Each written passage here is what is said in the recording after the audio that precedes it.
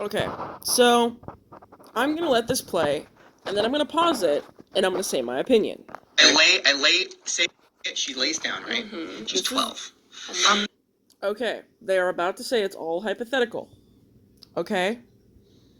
They knew Shane. They had hung out with him numerous times. They knew the kind of person he was. Okay? And I'm not trying to make Jenna or Julian look like bad people. I'm not trying to talk shit on them. And I'm not trying to make them say they're siding with this person or that person. Because this was years ago. And Shane hasn't made jokes like this for literally fucking years. So why is it even being brought up? I don't fucking know. But here we go. Imagine if your 12-year-old self. Go back in your brain. God. Right? But you were probably in love with what, Joey first, Fatone? like, I feel like oh my God, that's a good match for me. But, I'm like the Joey Fatone of now. Like, Justin Taylor Thomas. Joey Wishes. Yeah. So imagine, like, you're laying your 12-year-old self, and then a fucking hairy Shane Dawson with his fucking hairy man body. Okay. Do you see the smiles, the, oh my God, that's fucking hilarious reactions from them? There are so many people saying they are laughing and they're uncomfortable. They are uncomfortable when he first starts bringing it up because he's trying to make people realize that he's not, like, why, he doesn't understand.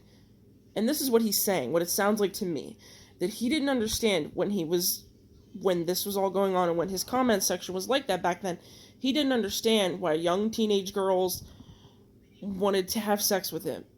He didn't understand why he was considered appealing on the same level as some, like, pop star or something. He may have gone about it in a bad way, but people are saying that they are laughing out of discomfort. No, they are not. They are giggling.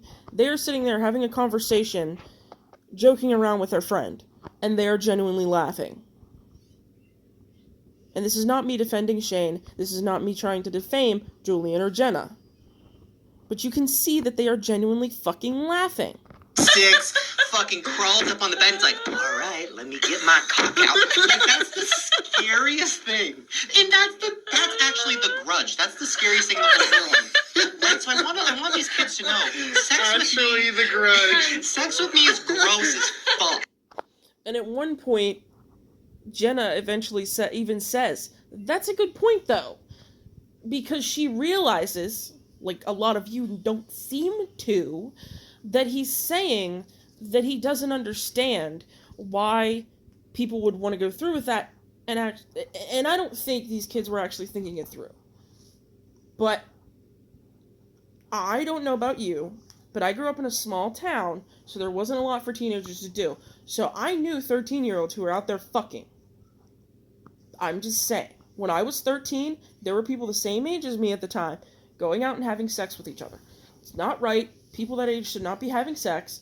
But when they are at that point at 13 and they see someone on MTV or YouTube that they find attractive, regardless of the person's age, they may fantasize about them. That's not right. And in this clip, and what he is saying is he doesn't understand why anyone would find him attractive in that way and want to go through with that at that age, because I don't understand why anyone I understand what he's saying. People are trying to say that it's a joke about it's a pedophilic joke. He is clearly trying to just get it through to kids, because maybe he was getting messages from people that age that were like, oh my God, you're so sexy. Like, maybe he just wanted to deter people that young from sending him things like that. Because he was very popular, and, you know, he's probably not the only YouTuber that was that old getting messages from people that age. And he probably was making light of it because the whole concept made him uncomfortable, and maybe he saw it in the comments and it made him uncomfortable, and that was what was on his mind, so he vocalized it in a weird way. But, like, they are seriously laughing. They're not laughing out of discomfort. It's disgusting. You don't want it. Stop asking for it. I mean, you know, now that you say that, it's actually a really great point, because I don't think that they actually, like, think about what it would be like. No, of course they don't. Of course they don't. Like a full-grown adult. They put you on a separate earth. They're like, you're on a pedestal. I can say that because it's never going to happen. It's not real. I don't really think about it. It's just they idolize. Like, sex with Cameron Dallas is probably... And also, I want to point out what Jenna and Julian are doing here.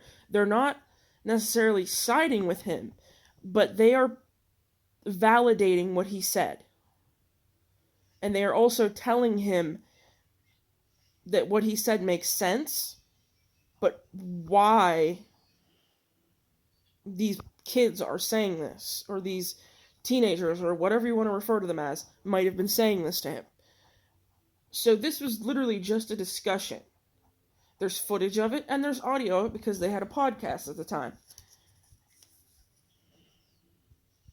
And again, I'm not defending him because the other things that have come out about him are repulsive. They are disgusting. Okay? I'm a fan of Shane, and it's very difficult for me to sit here and say that I think he's genuinely a pedophile because, okay, if you've met him and you got, like, if you got a creepy vibe from him, that's one thing. But I have yet to see anybody come forth saying he touched me, he blah blah blah, and I don't want him to have touched somebody. It's not what I'm saying. But people who are actually accusing him of pedophilia because of jokes and comments, there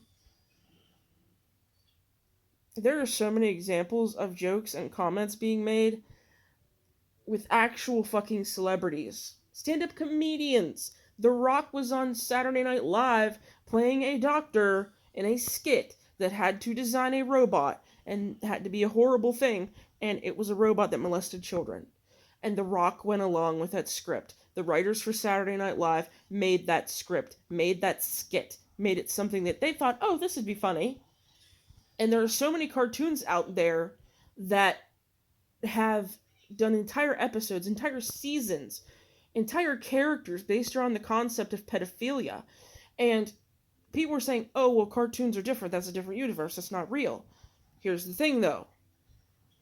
Shane's jokes about pedophilia, that Saturday Night Live skit about pedophilia, and the cartoons that have characters and skits and scenes that are entirely devoted to the concept of pedophilia being something that you can find funny, all come from the same place in someone's mind that says, for some reason, oh, this is okay to joke about. This is okay to make fun of. It's okay.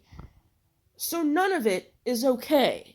If what he did is not okay, then what they did on Saturday Night Live is not okay, regardless of what celebrities endorsed it or went along with it. What they did on fucking South Park was not okay. The character on fucking Family Guy that was the next door neighbor that was a fucking pedophile and the joke was that he was going to go after Chris was not okay because somebody had to sit there and logically say, oh, that's okay, that's funny, when it clearly fucking isn't, and it's not okay in any case to joke about. And if that is how you feel about pedophile jokes, and pedophile jokes and humor like that, if you feel that it's honestly wrong, which it honestly is, it's fucked up, why are we not shaming everyone in the entertainment industry that has ever fucking made a joke like that? Why is it not something that's shamed everywhere? Why is some exceptions being made because, oh, this person's more famous, this person's more likable, this person has a whole fucking empire, this person has, it's a cartoon. No. It's all wrong, because it all comes from the same place. It all comes from somebody sitting in a room in front of other people where they should have been told, oh, no, you can't, you can't. A room full of people in most cases. In Shane's case, a lot of the times, he was in a room by himself, or in a scenario by himself, and maybe one other person filming him. And there was a moment where he could have said, no, I'm not going to do this, or I'm going to do this to get attention because it's controversial. It's almost even worse when it happens on TV shows, and I'm sorry that this video is so long-winded, and it's a screen recording, it's so long-winded. But I have to say this because it's on my mind, and I will honestly forget to say it if I don't. But the difference is, and why it's even worse when it comes to actual entire TV shows and cartoon scripts and all that, is because there's a whole fucking room of people that at any point in time could go, nah, we can come up with a funnier joke about something else, or nah, we shouldn't write that, that's fucked up. But no. They thought, as a group, that it was all okay. In most cases with Shane, at least it was just him. He didn't have the person to bounce that idea off of before it came out of his mouth. And I have watched him for a long time. And I haven't seen him make those kinds of jokes for literally fucking years. I haven't seen him even come close to making jokes like that anymore. I haven't seen him come close to,